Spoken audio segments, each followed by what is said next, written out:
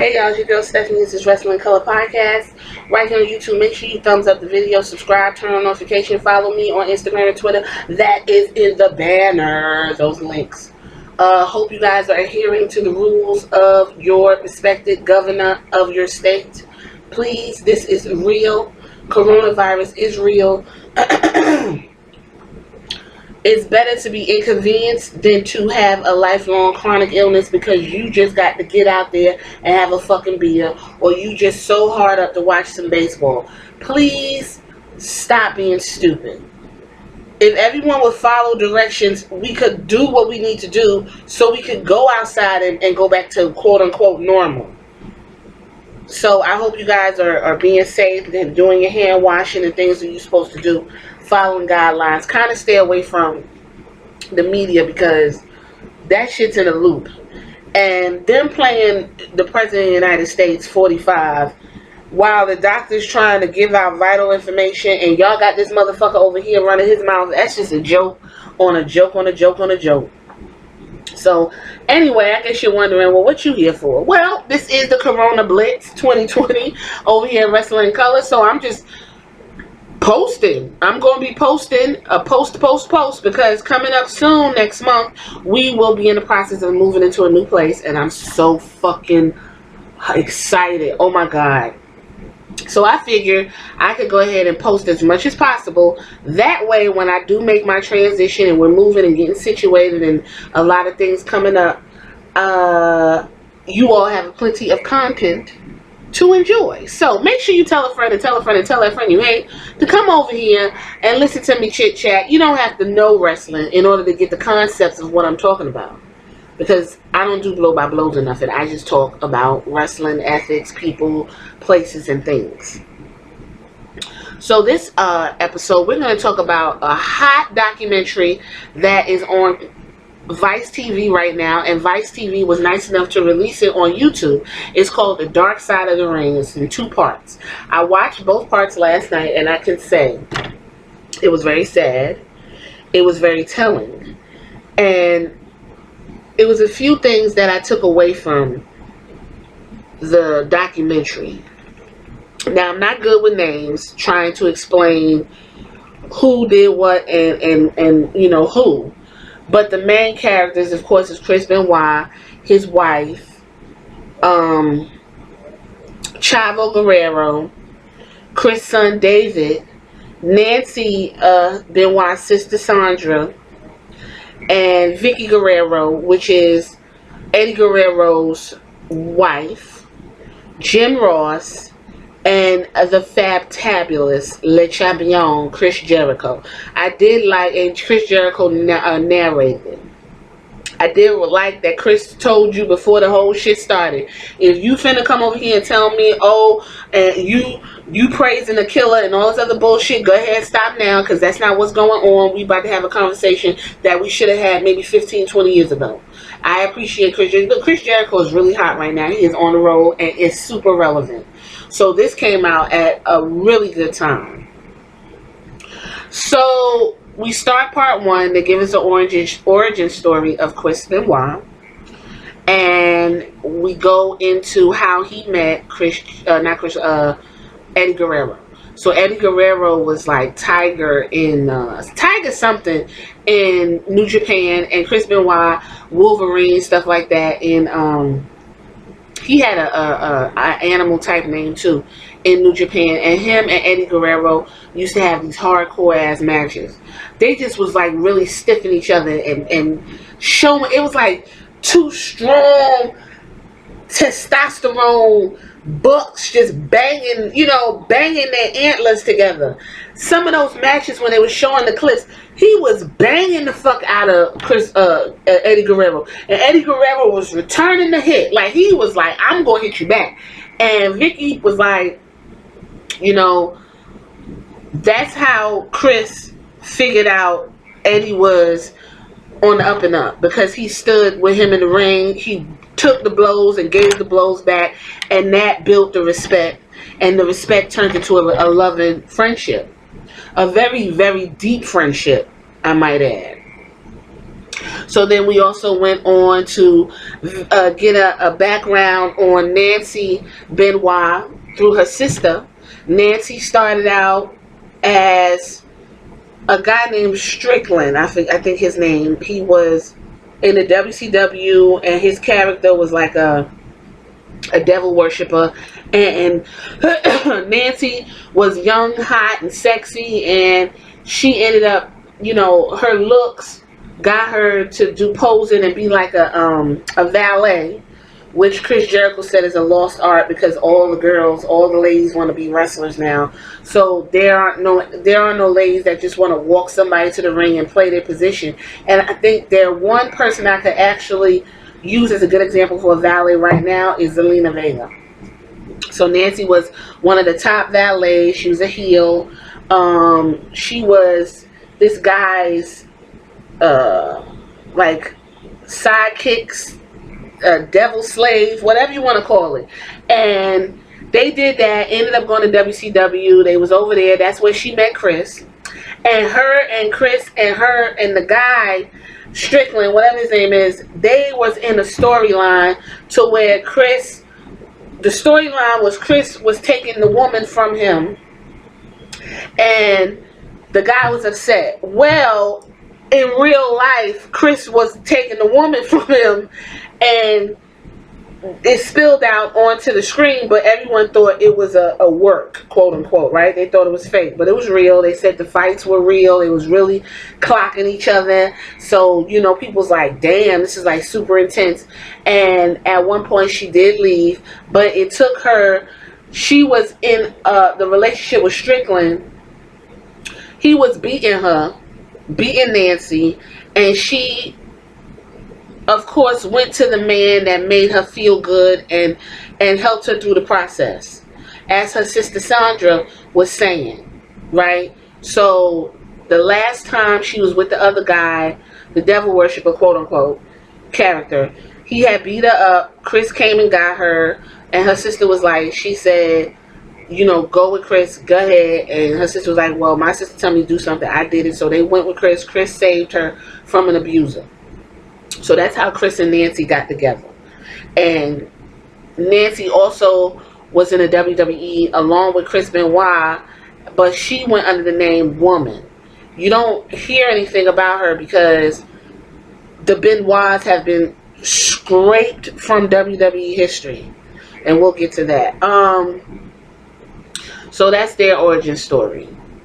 So then they talk about the WCW, how much Chris worked, and he was real hard on himself. There was a part where Chris Jericho said that they was doing a move and he missed he did the move and it wasn't that big a deal, but Chris took it hard, so he was punishing himself doing some type of intense exercise, and Chris was like, it's not that serious. But Chris Jericho told Chris Benoit, it ain't that serious, bro. And Chris Benoit was like, yes it is, this is how we gonna do it. So he was punishing himself, and Chris was like, well, that's just how he was just really super intense. He was a quiet guy. He was really intense.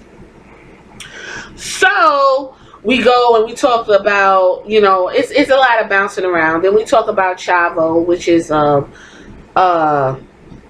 Eddie Guerrero's nephew, I want to say.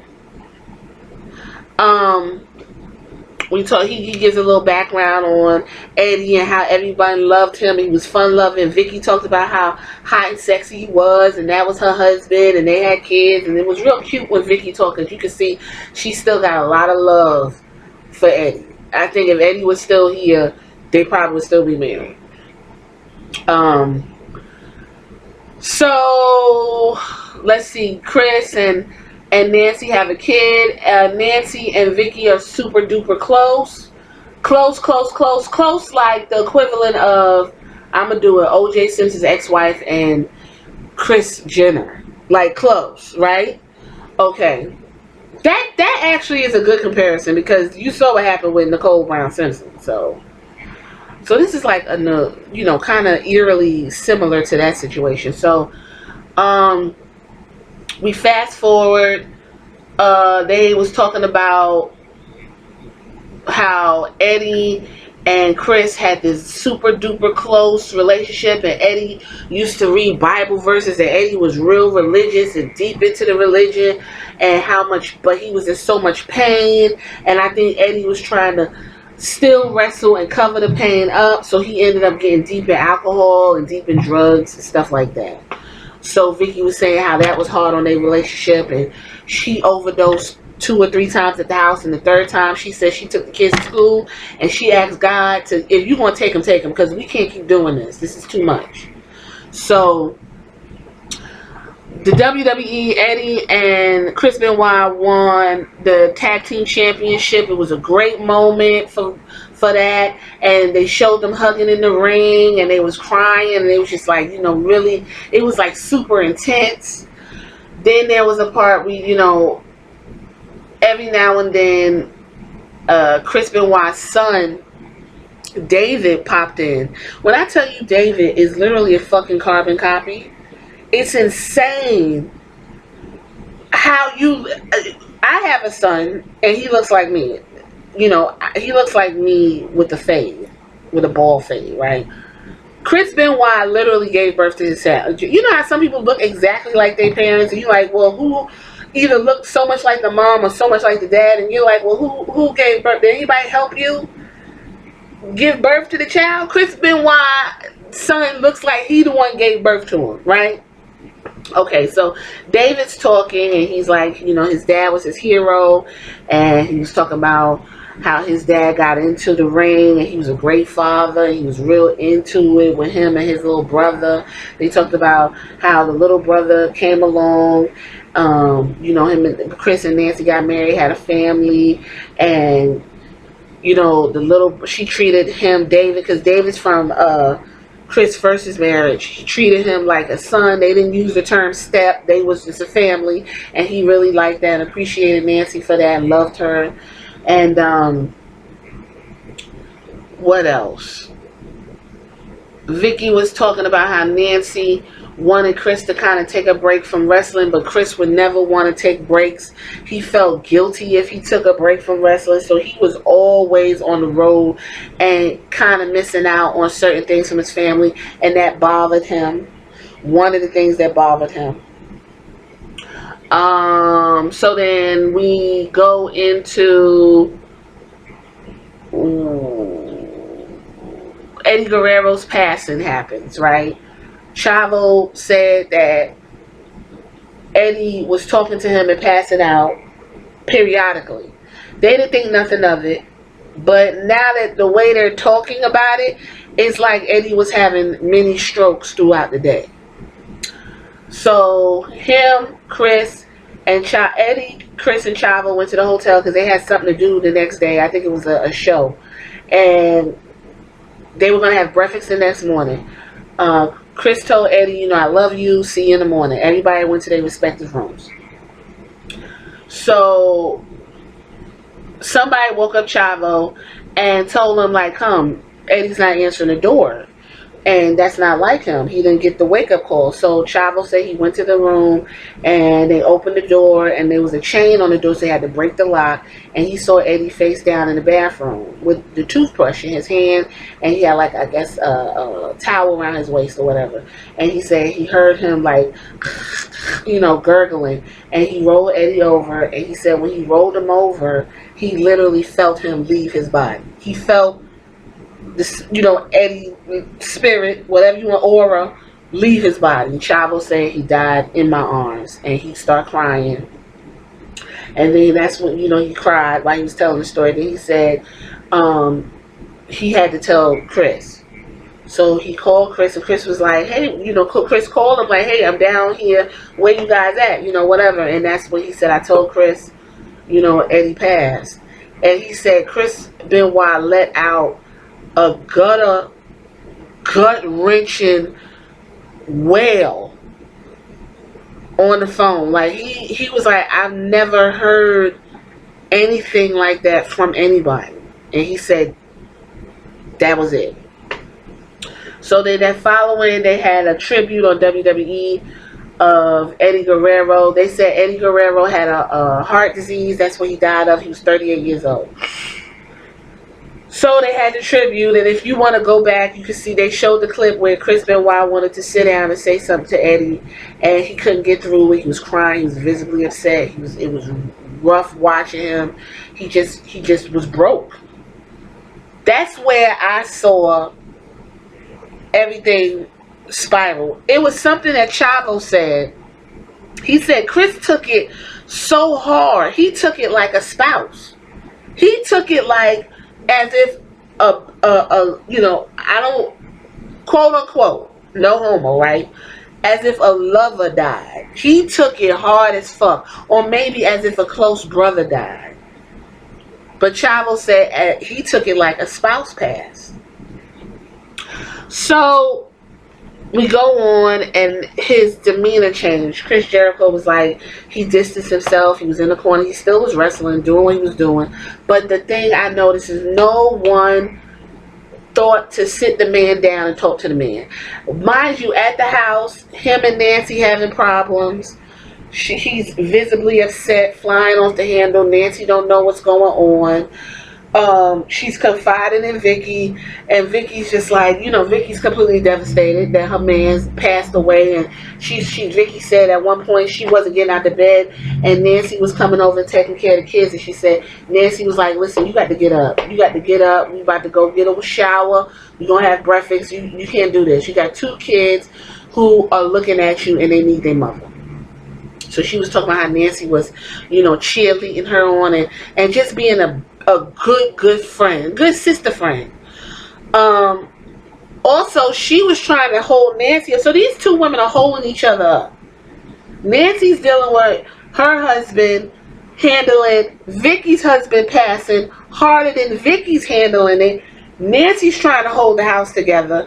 Now this man is having, mood swings, and something snapped in his brain, and no one knows, and no one thought to ask or tell him to go to therapy or anything.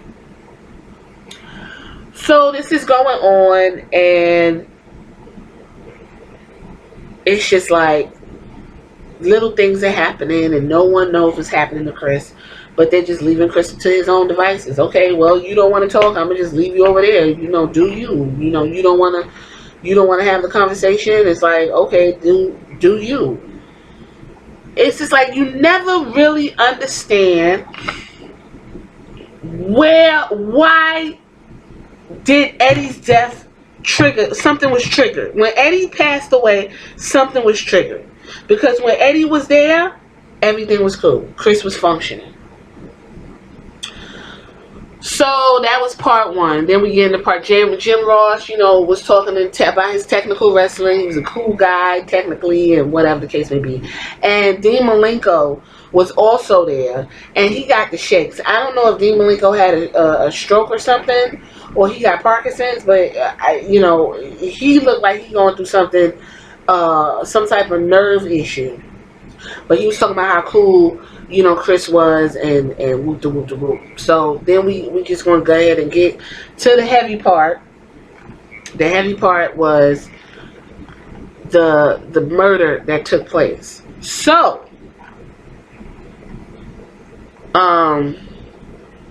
there was supposed to be a match. I think they was going to have a match or something like that, and no one heard from Chris, and everybody's calling around.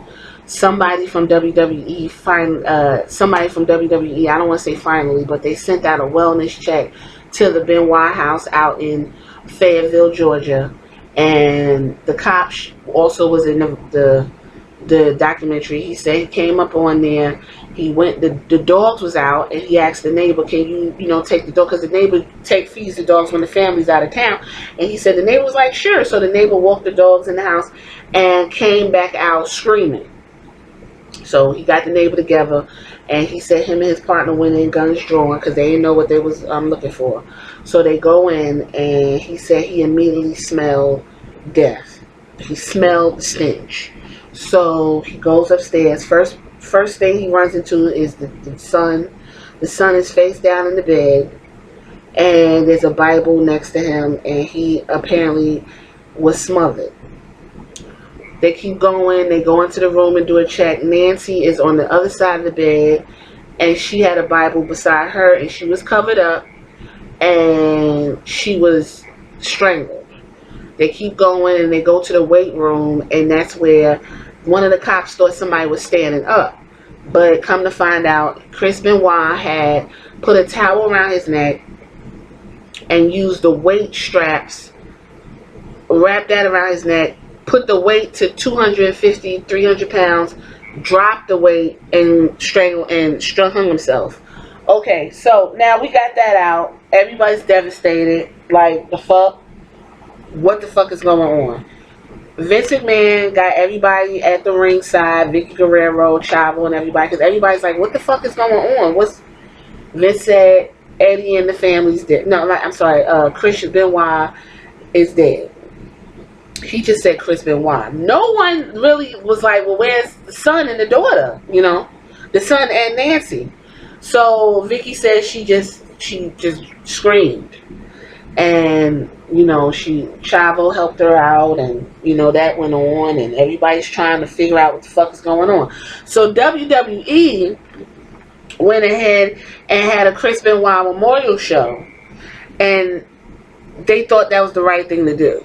So for 3 hours during that memorial show, they showed highlights of, you know, Chris Benoit. They had some wrestlers sitting in, speaking on how cool he was and how dope he was. Whoop-de-whoop-de-whoop. Chris Jericho said he didn't want to do it because he couldn't get through it, first of all. And he just thought it was a little bizarre. So, you know, time passes, more information's coming out. So Chris pointed out that as more information's coming out, William Regal had set in and gave like a tribute to like how cool Chris was. But William Regal lived in the same neighborhood as Chris, and he knew that Chris was over there abusing and going nuts. He knew something was going on, but he sat down and still gave this, you know, what a great guy Chris was. And this is something I wanted to read. It says, Chris Jericho mentioned that he did not want to take part in the Benoit tribute. He's saying Chris' death was worse than what happened to Eddie, but he didn't. Because he was there at the Eddie thing. He's not saying he didn't want to do it because of that, but he did point out that while watching the episode at home, he took particular interest in the fellow WWE performer William Regal. And William Regal said, now all I'm willing to say is that Chris Benoit was undoubtedly the hardest working man in professional wrestling. Is all Regal, who lived in the same city as Chris Benoit family, said during the tribute. Chris Jericho mentions that Regal was privy to what was going on in their home and what Benoit was going through. And when he saw Regal's reaction, he knew something was going on. So now the information's coming out. WWE got egg on their face because now, oh shit, it's a murder-suicide. So you get what really went on and the idea of what the son and Nancy fucking went through. Like, Chris was angry about something. We still don't know. So we go cut to David. David's like, you know, he still didn't know what was going on, but the police officer told him, you know, your dad died, and he said he punched the officer, and the officer took him out to get him together, because he was a kid at the time. I think he was like 10 or 12 or something like that. So now the information's coming out, right? So the son, the baby, was face down in his room. Chris Benoit gave him a Xanax, and then went and smothered the child, put a Bible next to him. Chris Benoit, now he did this two days before. This was done 2 days before he killed himself, okay? So this means he had all his faculties, whatever was left, but he was strategically murdering his family before he decided to take his own life, because at one point he was thinking of going to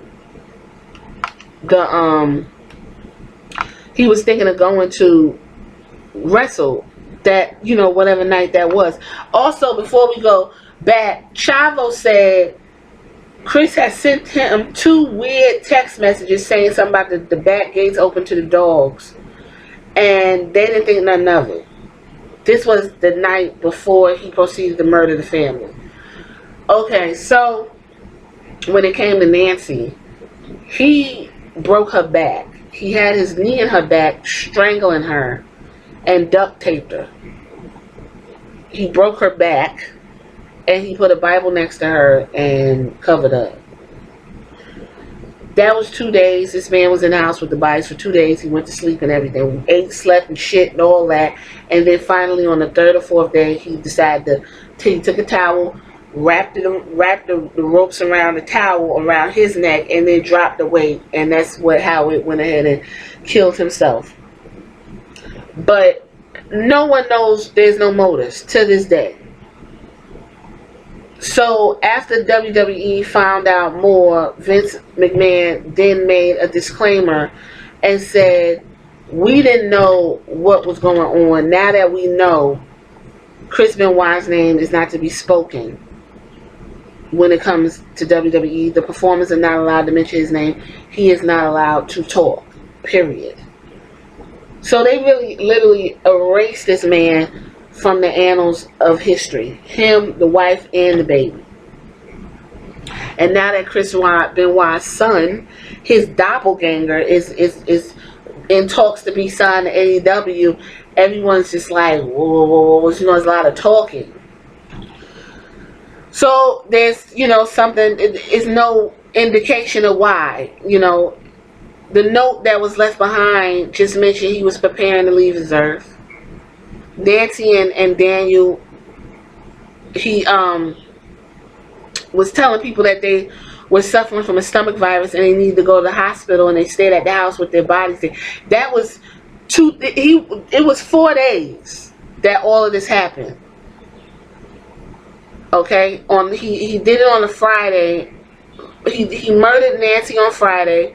He murdered the baby on Saturday, and then Sunday he went ahead and Monday he killed himself. So everyone's reeling. The WWE handled this the way WWE handles everything. They just think they could just erase shit and keep it pushing. Now, it's been said Chris Benoit should go into the Hall of Fame because his contribution. Now, I've always said the people that are in the Hall of Fame are all fucked up. Y'all said Jimmy Snuka, Superfly Snuka, killed the woman.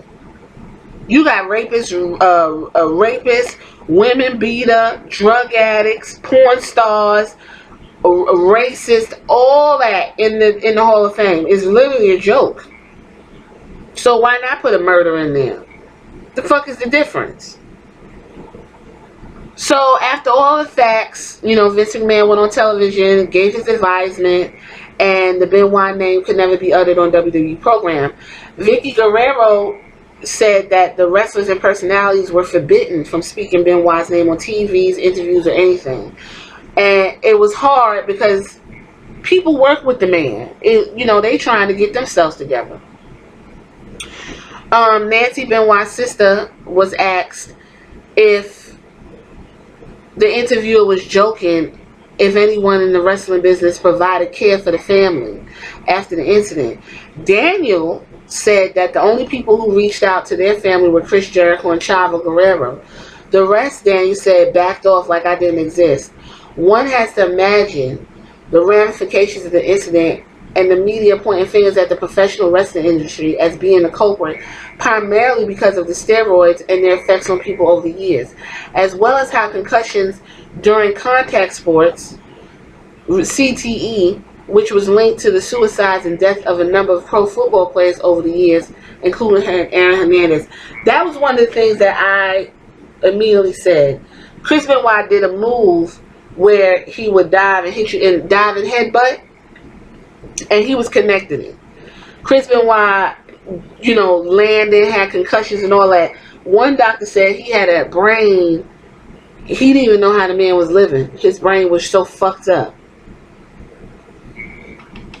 Overall, it was very insightful. I think it was a conversation that should have been had a long time ago. I think when trauma takes place, everyone deals with it. The wrestling fans, the wrestlers, and the family themselves, especially when it's taking place on a large scale like this. I think WWE does never handles anything proper, whether it comes to racism, sexism, the way brain fart, the way their wrestlers handle their own lives and their issues. WWE does not have a great wellness policy, and they don't have the proper people in place to handle situations like that, because before Chris was able to murder his family and himself, there were telltale signs that this man, something snapped after Eddie Guerrero's death. So I think a lot of people dropped the ball. I think a lot of people failed Nancy and the baby and Chris's older son. It was just sad, and we don't know why, and we're never gonna know why. And I think the takeaway for me is, look around you, notice people's behavior and changes. When something dramatic happens, you can ask, are you okay? If they say no, say okay, but still watch them. Keep asking, you all right? Eventually they're gonna be like no, and they're gonna tell you. So it basically, just be vigilant. It's a great documentary. Chris Jericho is on fire, and you know, I really can appreciate Chris, you know, narrating and telling this story, because it needs to be told. And I hope David is able to follow his dreams of his dad, because it's still his dad. And his dad, you know, they say he was a great father. He loved his kids. And, you know, it's just like, it's really conflicting, because he wants to love his dad. But, damn, he a murderer. He killed his brother. He killed his mom. You know, what he considered his mom, because she treated him so sweet. It's rough. It was a rough story to watch. So I would suggest it if you're interested and you want to know what's going on, because a lot of wrestling fans now have no idea who Chris Benoit is. And when old wrestling fans my age, we bring them up, they're like, what the fuck you talking about? This is a great piece of wrestling history. Chris Benoit, you cannot erase nothing. He is a person. This is what happened. It needs to be addressed. And I appreciate everyone who took part in this, you know, documentary. And if it's the dark side of the ring, I hope it's more, because I also just watched Beyond the Mat, and Jake the Snake, like, it was sobering how at one point the narrator said he came to Jake's room and he was smoking crack. Jake talked about how his father wasn't shit. That rubbed off on him. He wasn't shit to his kids. And he's just, you know, he's just there. Like, Jake the Snake is just there and existing. And then to see, fast forward, him on AEW, and he looks like he's got life, and he's kind of vibrant and doing what he loves, because apparently Diamond Dallas Page reached out to him and got him into the yoga and how to, you know, get over the drugs and got his lifestyle together. I think as long as Diamond Dallas Page is in Jake the Snake's life, he'll be okay.